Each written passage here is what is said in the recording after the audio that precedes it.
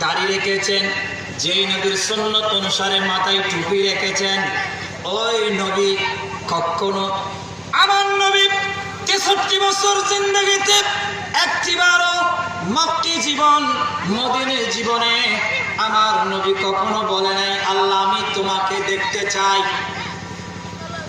নবী কখনো একথা বলে নাই। কিন্তু অন্য নবীরা বলেছিল আল্লাহ আমরা তোমাকে দেখতে চাই।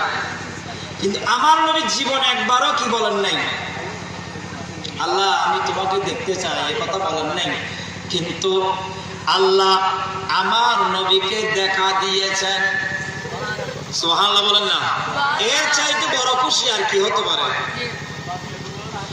আদম থেকে ঈসা রূহুল্লাহ পর্যন্ত সমস্ত নবীরা আল্লাহকে দেখার জন্য রুকুতে আরাধনা করেছেন, সাজদায় আরাধনা করেছেন, আপন আপন জায়গায় আরাধনা করেছেন। আল্লাহ তোমাকে একটু আমরা দেখব।